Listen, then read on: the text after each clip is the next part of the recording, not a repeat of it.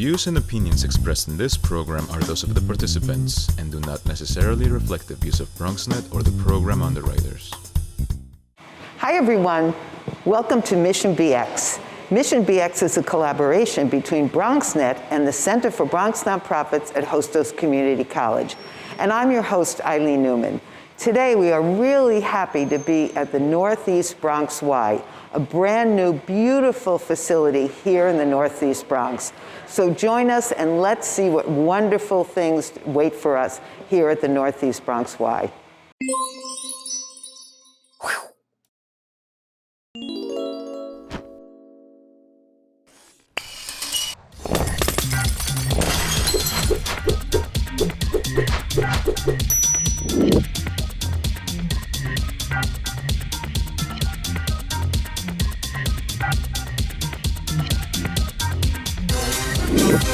Hi everyone, this is Eileen Newman from Mission BX, and I'm so happy to be at the Northeast Bronx Y.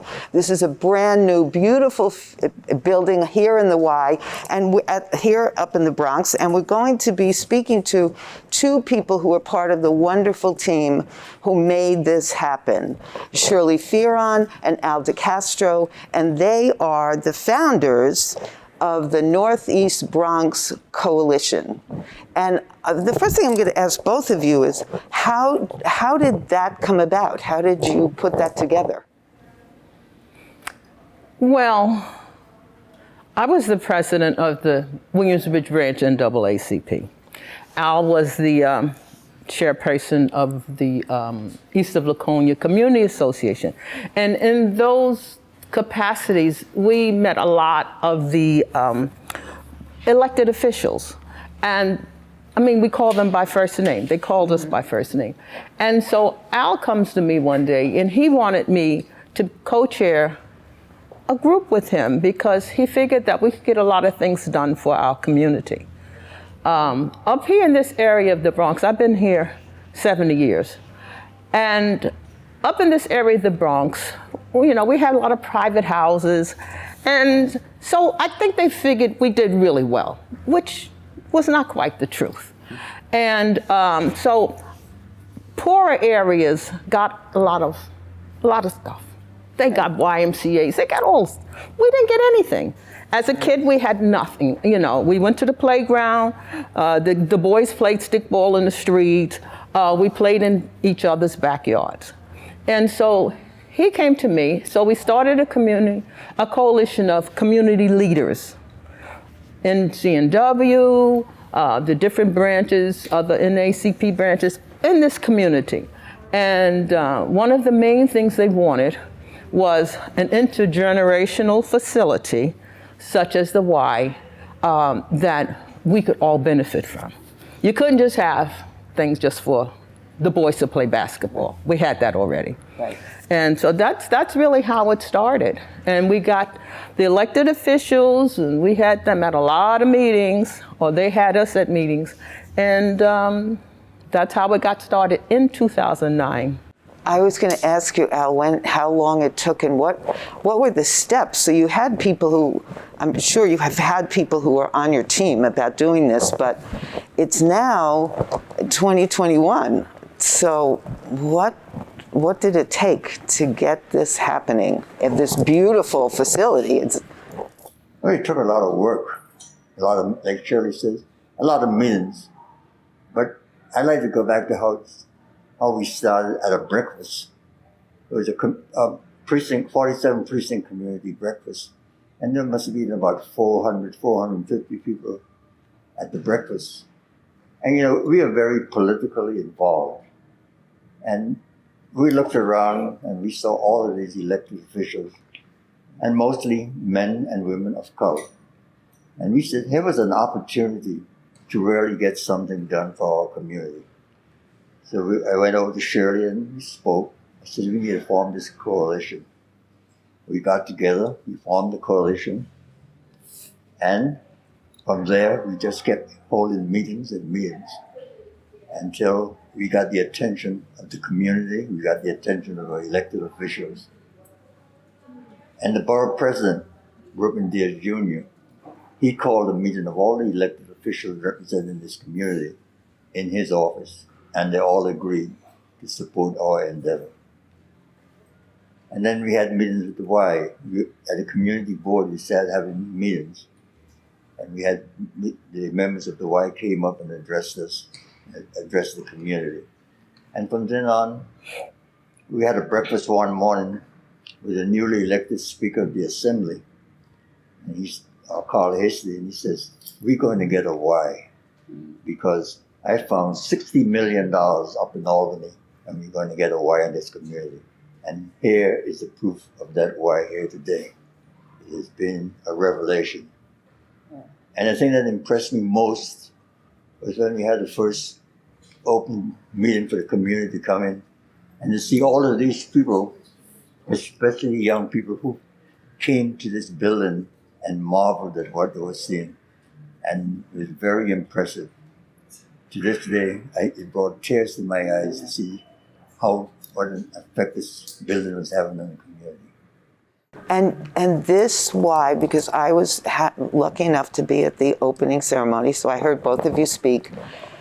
This was one of the most emotional openings of any building I have ever seen. It was such a statement about the community and how much they wanted this and how thrilled they were to have it. And you two and all the people who worked with me must be so proud to even as we sit here with the background of all these people in the pool taking a class.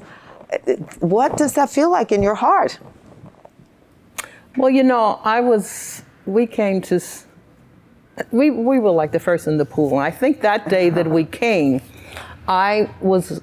In any event, I know I was there and I looked up and I saw someone on the treadmill. And it just like, wow, I was ready to cry and that was like maybe the very early stages of it.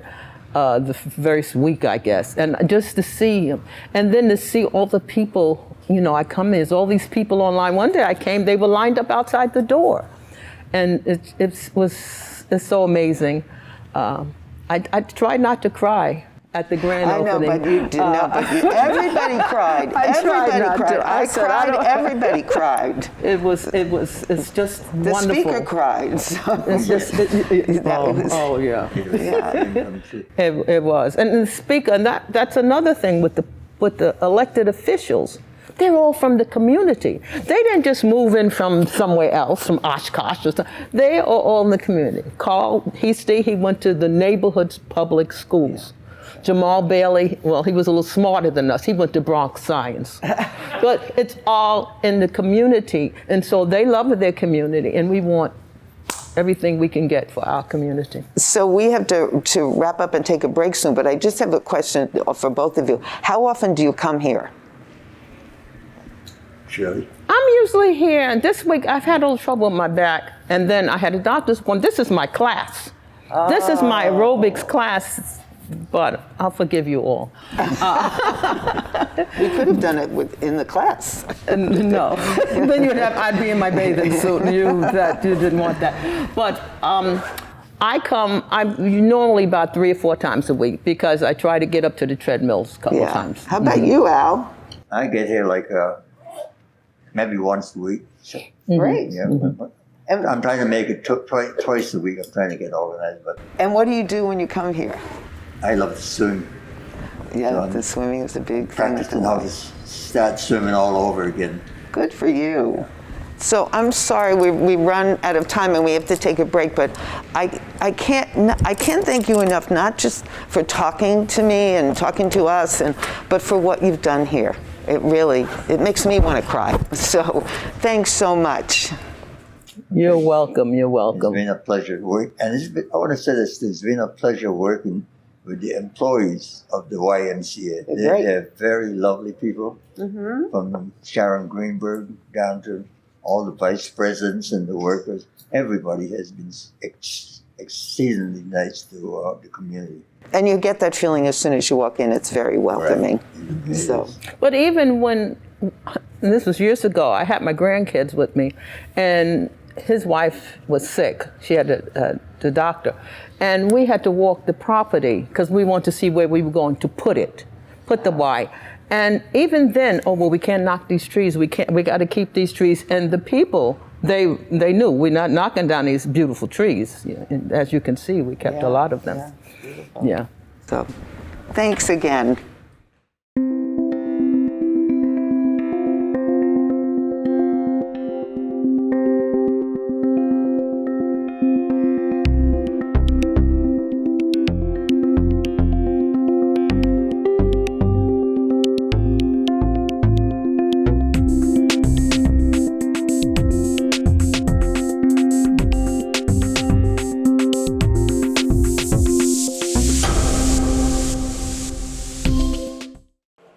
Hi everyone, welcome back to the Northeast Bronx Y.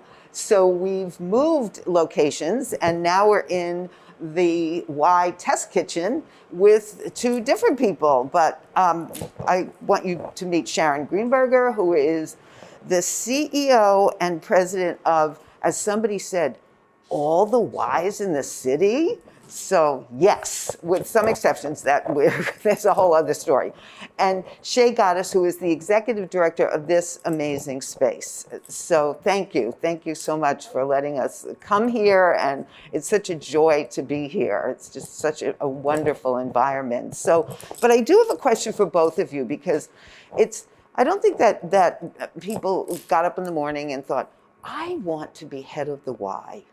So how did you both get involved with this work? So Sharon, let's start with you. Well, for me, I've spent my entire career focused on community development. That has always been a North Star for me. And I have worked in government, I've worked in education, I've worked in healthcare systems. And to me, the Y is the perfect combination of health and service and education and community. So as a platform, I don't think there's anything better that we can use to advocate for communities, to focus on preventive health, and to serve New Yorkers. So that's what brought me here. And Shay, how about you? And for me, I mean, I've been in human service for 25 years in my entire professional career. And it really means a lot to me.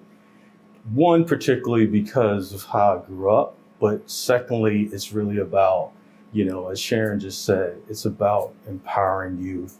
Youth development is so empowering for me personally, and how we can help communities grow.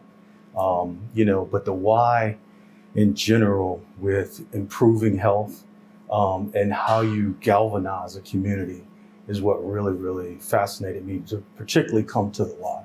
But my entire professional career has been in human service.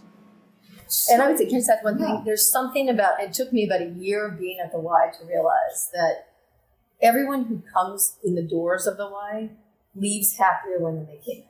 And that is because they're either doing something for themselves, they're doing something for a family member, they've taken a class, they've done something that gives them a sense of both achievement and belonging. And it is like, there's really no place else in the world where you can find that. So I think that's what motivates both of us.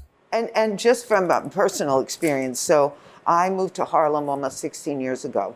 And the first thing I did was to join the Harlem Y, which is around the corner.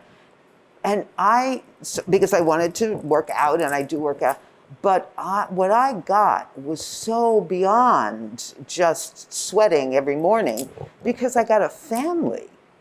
And the people who go at 5:30 in the morning are a family. And I think that's a big piece of what the Y has that you don't get when you just join a gym. And there's a lot of communities within a Y. Yes. Right. So there might be the swimmers, there might be the parents of young children, there might be the folks who really like playing ping pong in the Flushing Y. I mean, there are different communities that come together and find a group of people that they're connected to. In our other Bronx branch in Castle Hill, there's a group of gentlemen. They call themselves the Gentlemen of the Y. They're there 5 mornings a week. They own the place from 9 to 12. And if one of them doesn't show up, the others call to see what's going on. And so there's that sense it's of family. It's family. So I have a practical question too. There's such an emotional piece with these Ys, but how do you figure out, so okay, here you're going to create this new amazing Y. How do you figure out what the priorities are? What are the most important things? as you know, we have 24 branches throughout the city, and every branch serves a different community. And so we work very closely at the grassroots level to understand what our community needs. And we do that through outreach, we do that through surveys, we do that through partnerships. Long before this building was open, we were here out talking to various community groups like the ones you met with earlier, with partners to understand what's here and what's not, what are the most pressing needs.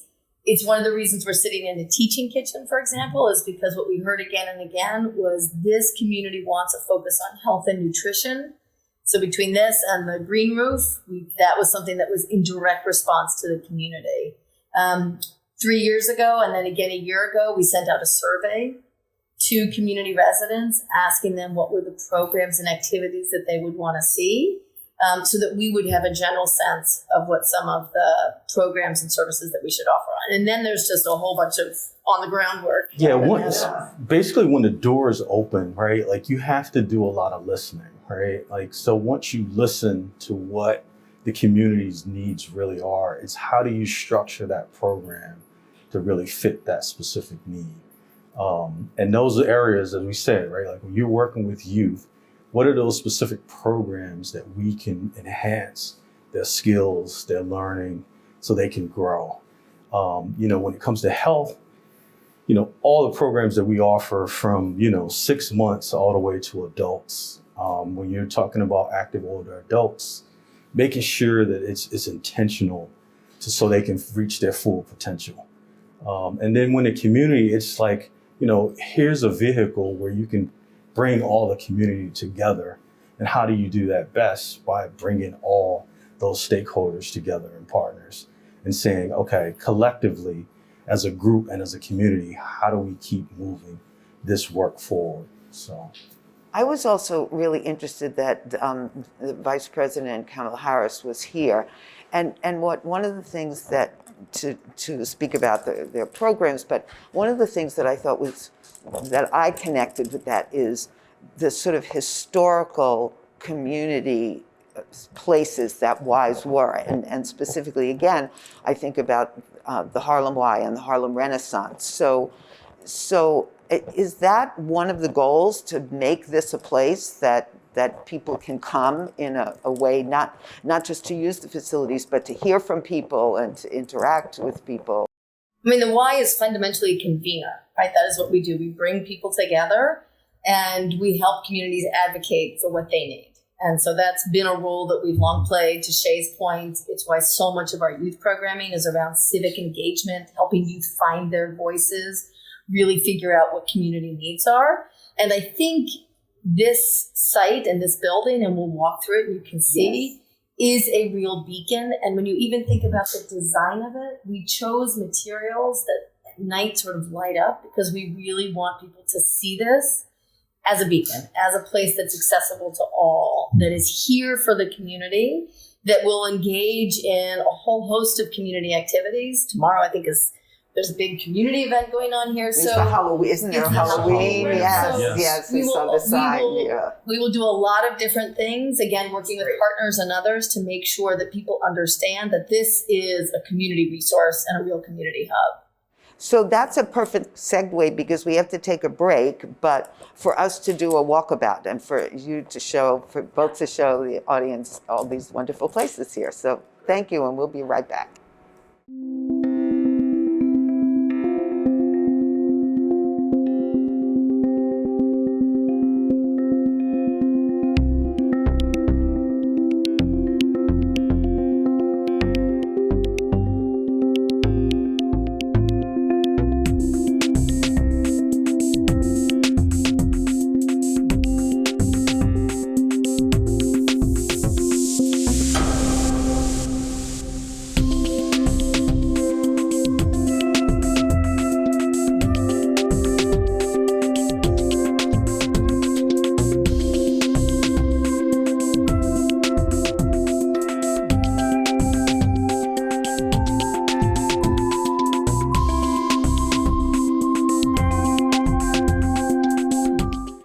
Hi, everybody. Welcome back to this beautiful Y with Sharon and Shay. who you met a few minutes ago, and now we're taking a little tour. So you're going to walk through the Y with us and see some of the incredible facilities that are here. Okay. So where are we? And So we're sitting in the Northeast Bronx on a site of land that had been undeveloped. It was never developed.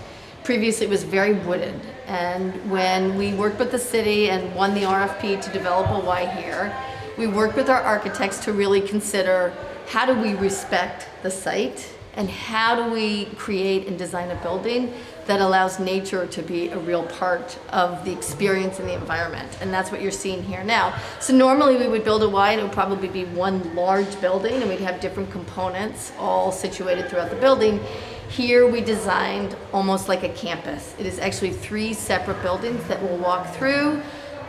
One for the pool, one for the gymnasium, one for our health and fitness area, but always wherever you are with an eye towards incorporating green and nature. We worked really hard to protect and preserve a number of trees that you could see around here. We created this glass corridor that connects the buildings so that wherever you are, you get to see and feel nature. well, it's interesting because you don't necessarily think about that when you first come in and walk to wherever you're going, Yeah. but seeing the design and really recognizing it is amazing. Yeah, it was very intentional to make sure that you always had this experience and that it really is a work of art for the community in many ways. Right.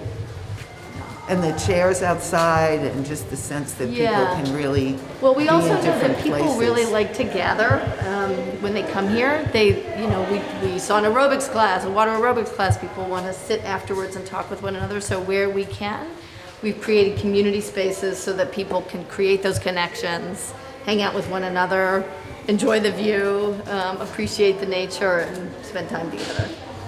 So what would you say is the, if there is a space that is used more than any other space?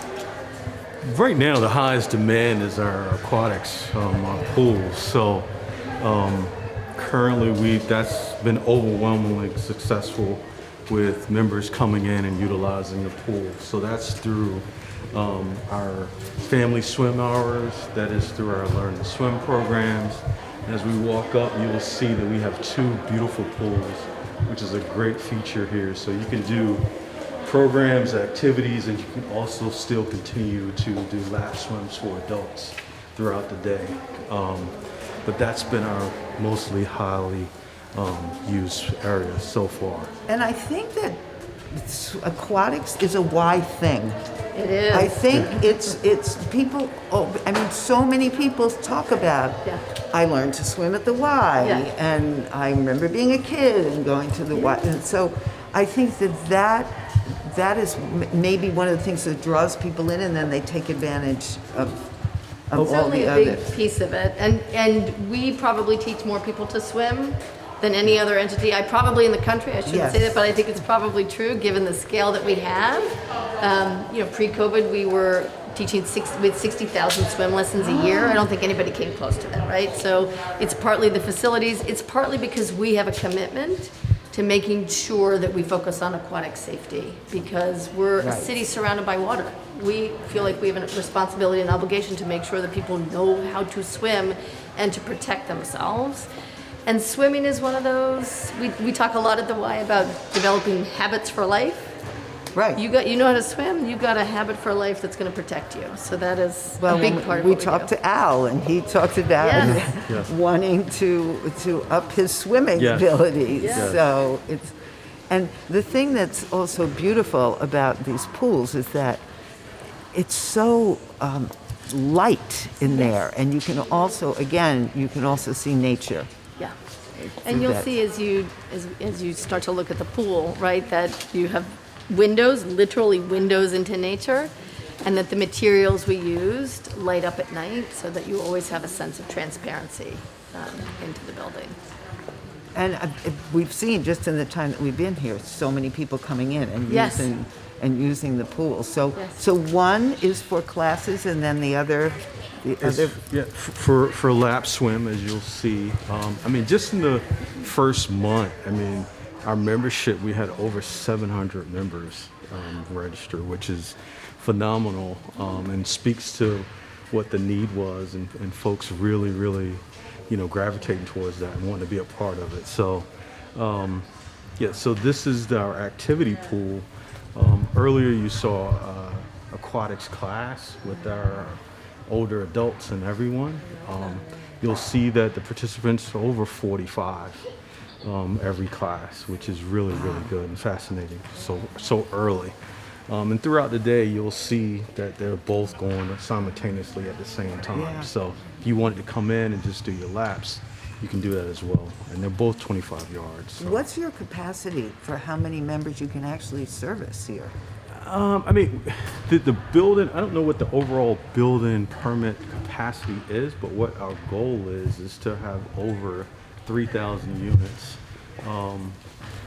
which 3,000 families. 3,000 Yeah. families. Ideally, pre-COVID, the goal was probably 5,000. Right. We will get there. And we will we get will there. get to 5,000. Absolutely. Yes, So, we will. Absolutely Yeah. will, which is yeah.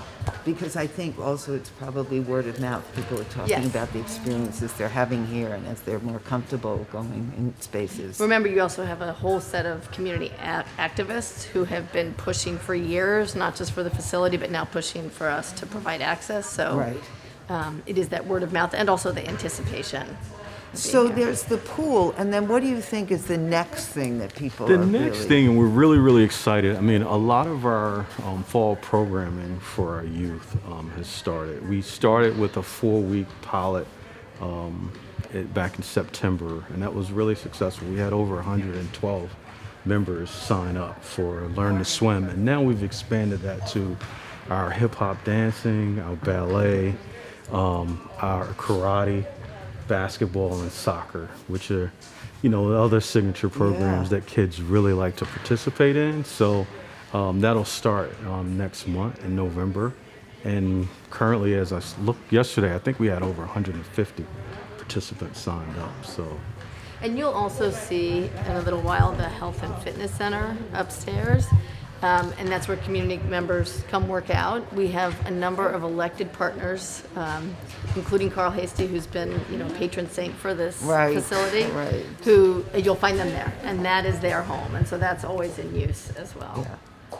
So I don't think we're going to have time to continue our walk, but we'll definitely Yeah. continue bringing back pictures of what else is here. But thank you both for Of course. letting us to spend time Thank here. you. It's been It's great, amazing.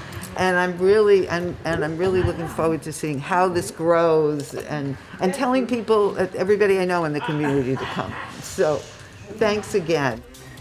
I wish we had more time to spend here at the Northeast Bronx Y, but maybe some of you will be able to join the Y and actually spend more time on your own.